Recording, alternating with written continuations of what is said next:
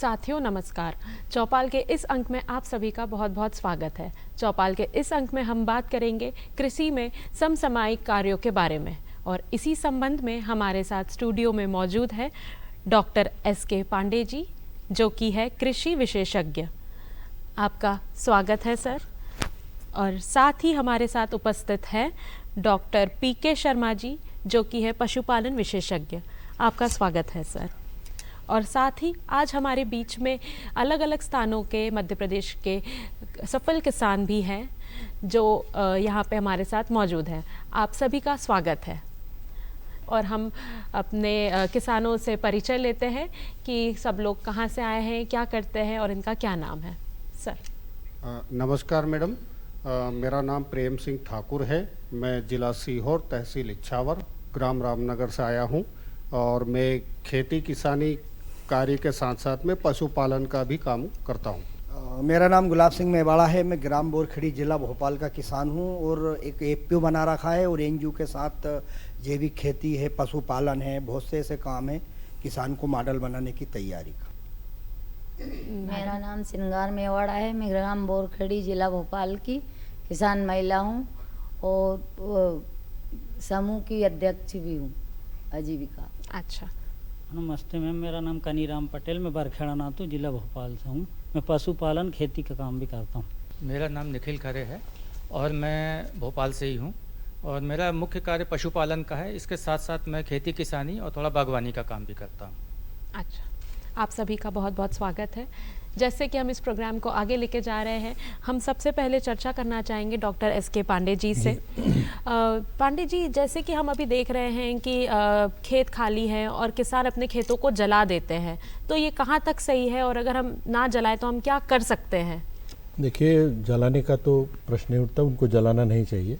लेकिन उनके दिमाग में ऐसा है कि बहुत सारे खरपतवार हैं, उनको ख़त्म करने के लिए बहुत से ऐसे कीट हैं जो कि उनकी फसल को नुकसान पहुंचाते हैं, तो इसलिए वो उसको जला देते हैं। उन्हें ऐसा न करके, बल्कि जो भी खरपतवार हैं उनके चॉपिंग करके, उनको काट करके और रोटावेटर से खेत के अंदर वो मिला देते हैं, तो उससे उनके खेत के अंदर का जो बायोमास हमारा है उसमें वृद्धि होती है। और जो हमारे अच्छे जीवाणु हैं जो कि उर्वरक, खेत के उर्वरकता को बढ़ाते हैं, वो जीव को खाने के लिए मटेरियल मिलता है और वो अच्छे तरीके से पलते हैं। तो ऐसा न करके वो अगर इस काम को करते हैं और फिर इसके बाद इसमें चूँकि अगली फसल देर में होती है, 2 महीने के लिए खेत खाली रहता है, तो इसमें वो कुछ दूसरी फसलों को भी ले सकते हैं, जिससे कि उनका खेत करेगा। अच्छा, डॉक्टर पी.के. शर्मा जी, जैसे कि अभी ये गर्मी का मौसम है, तो हम हमारे पशुओं का कैसे ध्यान रख सकते हैं कि हम उनको थोड़ा सा कूल एनवायरनमेंट दें? जी देखिए, ये इस समय क्या है कि ग्रीष्म ऋतु का जो मौसम है ये अपने स्वभाव पर, माने ग्रीष्म ऋतु में जो तापमान है वो काफ़ी बढ़ चला है। ऐसे में हमें जो है हमारे पशुओं के स्वास्थ्य को लेकर सावधान होना चाहिए और निश्चित रूप से कुछ छोटी छोटी बातें हैं, यदि हम इनका ध्यान रखेंगे तो हम जो पशुओं के स्वास्थ्य के साथ साथ जो दुग्धोत्पादन पर इस ग्रीष्म ऋतु के बुरे प्रभाव जो आते हैं उनको काफ़ी हद तक हम रोक सकते हैं। इसमें हमें चाहिए कि जो गौशाला है हमारी, उसमें जो गर्म हवाएं यदि सीधी आके हमने जहां रोशनदान रखे हैं और गर्म हवाएं यदि हमारी गौशाला के अंदर सीधी आएंगी तो ये हमारे पशुओं को झुलसा देंगी। काफ़ी इस समय तापमान बढ़ा हुआ है, तो ऐसे में हमें चाहिए कि हम हमारी गौशाला के जो टाट पट्टी है, जो बारदाने होते हैं, उनको खिड़की जो होती हैं रोशनदान उन पर लटका दें और उनको बीच बीच में जो है उनको हम गीला करते रहें, जिससे हवाएं जो उनसे नम हो जाएंगी और हमारे पशु जो है इस प्रकार की जो भीषण गर्मी है इससे निजात पा सकेंगे। साथ ही साथ एक बात और जो मुख्य रूप से मैं कहना चाहूँगा, इसमें जिन किसान भाइयों ने, जैसे कई बार क्या होता है कि इस समय वर्षा ऋतु से पहले की कुछ तैयारियां किसान करते हैं, इसमें गौशाला के निर्माण कार्य भी सम्मिलित होते हैं, तो उसमें जो उसकी जो रूफ होती है जिसको छत कहते हैं, उसकी हाइट जो है 12 से 14 फीट ऊंची रखनी चाहिए। अधिकतम जो है 14 फीट तक रखेंगे तो उसमें और भी माने जो छोटी छोटी बातें हैं, जैसे उसकी कई बार क्या होता है कि किसान जो है जो लोहे की जो चादर हैं उनका ऊपर से छा देते हैं, माने पानी से, धूप से बचाव के लिए। तो उसमें मैं एस्बेस्टास का प्रमोट करूंगा कि एस्बेस्टास नाम की जो एक चादर आती है उसको यदि ऊपर से छाएं तो वो काफ़ी मतलब उसमें ठंडक रहती है। और साथ ही साथ ऐसे तपती हुई गर्मी में, तापमान बढ़े हुए में, यदि हमारे कुछ जो जामुन के पत्ते हैं, कुछ ऐसी घास आती है, उनको यदि हम ऊपर से छत की उसके ऊपर से यदि हम उसको डाल देते हैं और समय समय पे उसके ऊपर यदि हम उसको पानी का छिड़काव करते हैं तो ऐसे में जो है काफ़ी हद तक हम हमारे तापमान को नियंत्रित कर सकते हैं और पशु इस भीषण गर्मी से निजात पा सकते हैं। तो इस तरह जैसे कि शर्मा जी ने बताया, डॉक्टर शर्मा जी ने बताया कि हम हमारे पशुओं को किस तरीके से एक ठंडा वातावरण दे सकते हैं। अब जैसे मैं पूछना चाहूँगी डॉक्टर पांडे जी से कि अभी कुछ टाइम के लिए खेत खाली रहेंगे और धान की खेती के पहले हमारे पास थोड़ा सा समय है, तो हम इसमें कौन सी फसल लगा सकते हैं जिससे कि किसानों को थोड़ी आमदनी मिले और उनको फ़ायदा मिले? देखिए, ये 60 से 70 दिन का या 80 दिन का वक्त मिलता है, तो इसमें किसान अगर मूंग और उड़द की खेती करे तो 60 दिन 65 दिन में वो फसल तैयार हो जाती है। और ये दलहनी फसलें हैं। दलहनी फसलों को जैसा कि सभी लोग परिचित हैं कि दलहनी फसलों के जड़ों में रूट नोड्यूल्स होते हैं जिसमें बैक्टीरिया होते हैं जो कि नाइट्रोजन को फिक्स करते हैं, नाइट्रोजन को सॉइल में फिक्स करते हैं, जो कि पौधों के लिए बहुत इंपॉर्टेंट होती है। तो 70 दिन में इस फसल को वो ले लेंगे तो उन्हें एक अच्छी खासी आमदनी हो जाएगी। हेक्टेयर के हिसाब से अगर हम लेते हैं तो एक हेक्टेयर में करीब करीब 910 क्विंटल उनको मूंग मिल जाएगी और उड़द मिल जाएगी, तो जिसको सेल आउट करके उन्हें एक अच्छी आमदनी प्राप्त हो सकती है। फिर उसके बाद वो अपनी धान की फसल ले सकते हैं और उसका जो अपशिष्ट निकलता है, जो दाल को निकालने के बाद, उसको भी उसी खेत के अंदर अगर वो डाल देते हैं तो वो एक खाद के रूप में परिणित हो जाती है और फ़ायदा ही देती है। जैसे कि पांडे जी ने बताया कि अभी जो थोड़ा समय बचा हुआ है 60-70 दिन का, तो इसमें आप मूंग और उड़द की खेती कर सकते हैं और उससे आप एक अच्छी आमदनी भी बना सकते हैं। तो अभी हम हमारे किसानों के पास जाएंगे। आपको क्या क्या हमसे, हमारे विशेषज्ञ से प्रश्न पूछना है, आप पूछ सकते हैं। मेरा सवाल शर्मा जी से है। शर्मा जी से। तो मेरा ये सवाल है कि गर्मी के दिनों में सबसे ज़्यादा दिक्कत जो आती है, दुग्ध उत्पादन में कमी आ जाती है और थोड़ा हरे चारे की भी उपलब्धता कम हो जाती है, तो उसमें पशुपालक कैसे उसका निदान करें? हाँ, देखिए, इस समय बिल्कुल सही बात है कि ग्रीष्म ऋतु में जो है हरे चारे का अभाव बिल्कुल पूरी तरह से, माने ये जिन किसान भाइयों के पास छोटी किसानी है, छोटी ज़मीन है, या वो हरा उपलब्ध नहीं करा पा रहे हैं, तो उसमें क्या है कि संतुलित पशु आहार जो है उसकी मात्रा वो बढ़ा के निश्चित अनुपात में उसको दें। देखिए, यदि एक दुधारू गाय है और उसको जो है संतुलित पशु आहार का यदि हम प्रबंधन करते हैं, उसको खिलाते हैं, शरीर भार के अनुसार जो है, हमारी जो देसी गाय हैं उनके लिए जो संतुलित पशु आहार की मात्रा है 1 किलो शरीर निर्वाह के लिए जो है दाना दिया जाता है। यदि साथ ही साथ हमारी गाय यदि दूध दे रही है तो दूध का आधा, यदि हमारी गाय 10 लीटर दूध दे रही है तो उसको 5 किलो दाना हमको दुग्ध उत्पादन के लिए देना होगा। और साथ ही साथ यदि 2-3 महीने में गाय हमारी फल भी जाती है, यानी गर्भधारण उसका हो जाता है, तो गर्भ के लिए अलग से आपको 1.5 किलो दाना देना है। तो इस तरह से ये शरीर निर्वाह का दाना, साथ ही साथ उसके दुग्धोत्पादन का, और गर्भवती यदि है तो उसका दाना, ये तीनों दानों को जोड़कर जितना दाना आपका बनता है उसका आधा दाना सुबह के टाइम और आधा दाना आपको शाम के टाइम ये देना है। हो सके तो जैसे आपको कई बार, जैसे आपने कहा कि ग्रीष्म ऋतु में जो है हरे चारे का अभाव हो जाता है, ऐसी स्थिति में आपको कई जो अभाव वाले जो हरे चारे हैं वो आप उपलब्ध करा सकते हैं अपने उसको, जैसे सुबबूल हुआ, पीपल की पत्तियां हैं, बरगद की पत्तियां हैं, बांस की जो पत्तियां हैं, ये भी यदि आप उपलब्ध आसानी से उनको करा सकें तो ये बहुत अच्छा साधन उनके लिए बन सकता है। तो उनके उत्तम स्वास्थ्य के लिए भी होगा और दुग्ध उत्पादन भी आपके जो घटने की आप बात कर रहे हैं ये नहीं घट पाएगा। बहुत ही बढ़िया।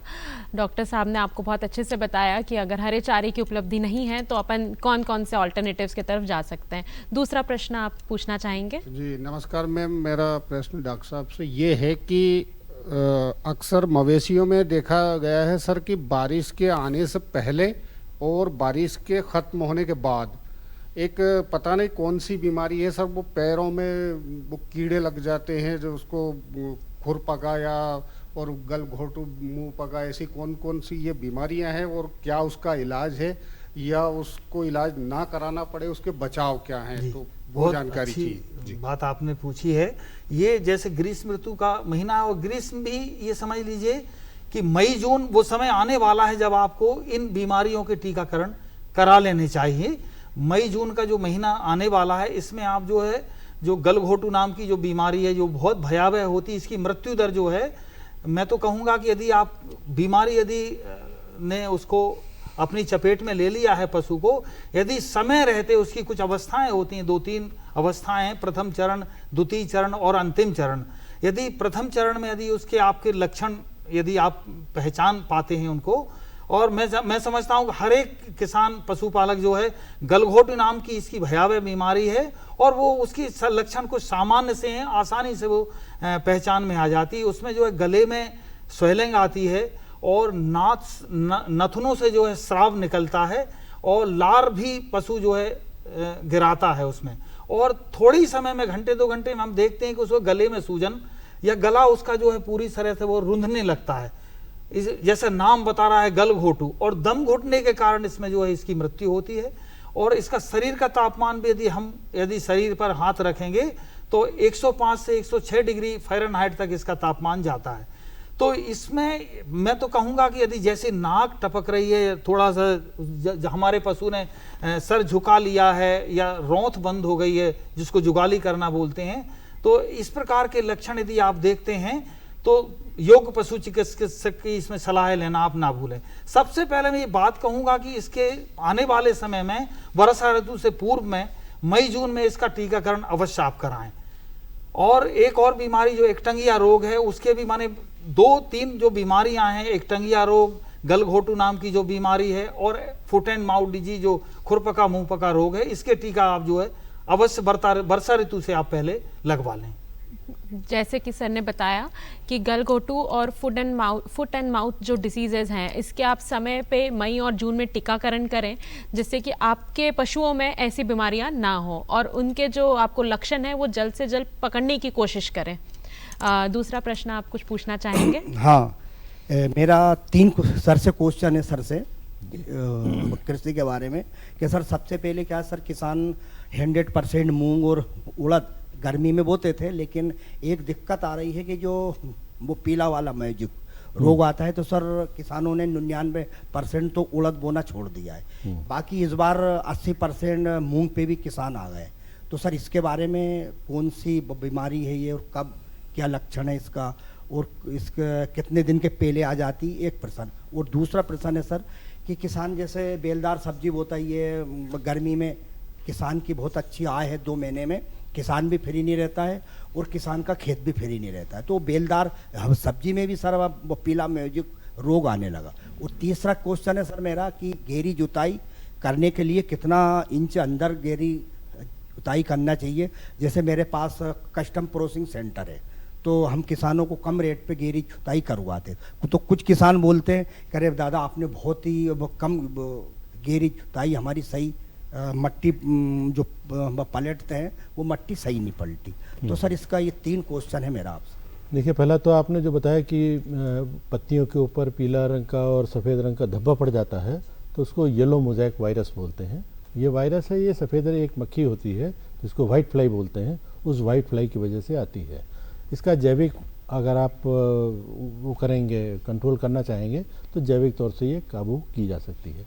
और जिस समय आप फसल को लगाने चलते हैं, उस समय जो बीज का चयन करते हैं, उस समय यदि आप बीज का चयन ठीक तरह से करेंगे, क्योंकि ये बीज जनित भी होता है और बीज के साथ ही आता है, तो एक बार ये वायरस आ गया तो उसके बाद आप जैविक क्रियाओं में उन्हें काबू कंट्रोल तो कर सकते हैं, ख़त्म नहीं कर सकते हैं। तो इसलिए बेस्ट सबसे अच्छा ये होता है कि बीज का जब चुनाव जिस समय करते हैं वो ठीक तरह से करें और बीज का अच्छे बोल्ड ग्रेन लें, और बीज के चुनाव के साथ ही साथ उनका बीज का बीजोपचार कर लें। कार्बेंडाजिम से कर लेते हैं, थीरम 1% से कर लेते हैं, बीजोपचार करके तब आप करेंगे तो इनसे बहुत हद तक आप निजात पा सकते हैं। रही बात अब आपके खीरा और भिंडी, जो भी आप इस 2 महीने के अंदर फसलें लेते हैं, उन फसलों में भी यही वाइट फ्लाई परेशान करती है। तो उसका यदि आप पहले से सिलेक्शन अच्छा तरीके से बीज का करेंगे तो वो नहीं आएगी। रही गहरी जुताई की बात, तो वो जानते ही हैं आप कि किसी भी सतह पर आपके जो खेत की सतह है उससे 4-5 इंच की मिट्टी सबसे महत्वपूर्ण होती है। तो उसके नीचे चला गया हल तो उतना काफ़ी है। अब ये एक पैमाना नहीं बताया सकता, कहीं अच्छा बायोमास है तो ज़्यादा नीचे तक जाएगा, जहाँ कम है तो वहाँ जाए, लेकिन 4 से 5 इंच अगर चला जाता है हल तो वो सही होता है, उसको अच्छा उसको मानते हैं। चलिए, आपका काफ़ी अच्छा प्रश्न था जिसमें मुझे भी समझ में आया कि बीज जो है वो बहुत ध्यान से हमें चूज़ करनी है। मैडम, आपका कोई प्रश्न सर के लिए? मैडम, मैं डॉक्टर साहब से ये पूछना चाहती हूँ कि हम किसान हैं तो पशुपालन जरूरी है करना, जैविक खेती करते हैं तो मेरा सर से ये पूछना है कि जो भैंस में तो नहीं आती है पर गैया में जो बीमारी आती है, ये थनैला रोग आता है, कभी एक थन में हो जाता है, कभी एक से फिर 2 में हो जाता है, उसमें सूजन आ जाती है, दूध आना बंद हो जाता है वो। जी, देखिए थन की जो समस्याएं ये बिल्कुल वर्ष भर ही इस प्रकार की समस्याएं बनी रहती हैं पशुओं में, और ये जो होता क्यों है, ये हमारी गौशाला की नियमित साफ सफाई का ना होना इसका प्रमुख कारण है। जो दुधारू पशु होते हैं उनकी जो दूध, जब थन थोड़े से भी जमीन के संपर्क में आते हैं और वहाँ जो थन दब जाते हैं, और दबे हुए थन के जब छेद जब खुलते हैं, वहाँ जो जमीन में कीटाणु हैं, रोगाणु हैं, वो उसमें से दूध की जो छिद्र है उसके से वो अंदर चले जाते हैं, और उसके जाने से ये मतलब गुणात्मक तरीके से वो उनकी संख्या बढ़ती है, और जब उनकी संख्या जब ज़्यादा बढ़ जाती है तो उसके जो लक्षण है उसमें सूजन आना, कई बार दूध में पानी सा आना, कई बार इसमें ब्लड भी माने लाल रंग का दूध भी आता है, थक्के माने जिसको छीछड़े बोलते हैं, ये सब समस्याएं जो है धीरे धीरे उसकी बढ़ने लगती हैं। इसमें खास बात यह है कि आपकी गौशाला की आप नियमित साफ सफाई रखें, और हो सके तो गौशाला में आप ये चीज़ संभव हो सकती है कि एक तो वहाँ आप फिनाइल है, आप जो भी माने इनका समय समय पे आप जो 15 से 20 दिन में इसका छिड़काव आप कर दिया करें, और गौशाला को हर संभव आप जो है सफाई के साथ साथ उसको सूखी रखें। आप जो है उसका ढाल इस प्रकार से रखें, जहाँ आप पशु बांधते हैं तो ऊपर से मुंह से पूंछ की ओर उसका ढलान हल्का सा दें, ताकि मलमूत्र इत्यादि जो एकत्रित नहीं होंगे और गौशाला आपकी सूखी बनी रहेगी। और यदि इस प्रकार का रोग यदि आ गया है, उसमें सूजन आ गई है, थन में दूध में जो बदलाव आया है, तो उसको तुरंत आप योग पशु चिकित्सक से उसकी चिकित्सा कराना आप ना भूलें। ये नहीं है कि आपने कई बार कि ये थन दब गया होगा, कई बार किंवदंतियां हैं कि भाई इसने ये लांग दिया होगा, कि वहां गई थी ये चपट गया है, ये ऐसा कुछ भी नहीं होता। मैं मतलब एक जो डॉक्टरी हमारा जो मत है, मेरा अपना कोई मत नहीं है, ये इस प्रकार के रोगाणु के अंदर जाने से स्थितियां निर्मित होती हैं, और उसका विधिवत इलाज आप जो है आप कराएं तो वो निश्चित ये बीमारी ठीक हो जाती है। और यदि 1-2 दिन, यदि आप में खास बात ये है, यदि 2-3 दिन में इसका यदि आप उपचार कराएंगे, तब तक क्या होता है कि उसकी जो मांसपेशियां हैं उनमें फाइब्रोसिस हो जाती है, मतलब वहाँ ब्लड सप्लाई जो है वो बाधित हो जाती है, कड़कपन आ जाता है। उसकी अगली स्टेज है नेक्रोसिस का हो जाना, और कड़क हो जाना, तो वो फिर ठीक 3-4 दिन 5 दिन के बाद कोई भी डॉक्टर उसको बहुत आसानी से उसको ठीक नहीं कर सकते। ये बहुत भयावह बीमारी है, और इसको और यदि आप समय से यदि इसकी चिकित्सा करा लेती हैं, इलाज करा लेती हैं पहले ही दिन दूसरे दिन, तो ये ठीक हो जाती है। जैसे कि डॉक्टर साहब ने बताया कि ऐसी प्रॉब्लम्स ज़्यादातर इसलिए आती है क्योंकि हमारा जो रख रखाव का तरीका है वो इतना साफ़ नहीं है।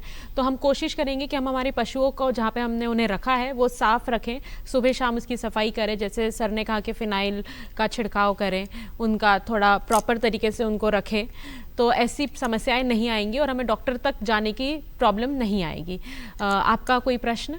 सर नमस्कार, मैं कृषि के विषय में ये जानना चाह रहा हूँ सर, जैसे गेहूँ अपन बाली आने पे कालापन आ जाता है, और नलबाई क्यों वो नहीं जलाना चाहिए? हाँ, और दूसरा मुंह में वो कीट फटी हुई पत्ती हो रही है मुंह में।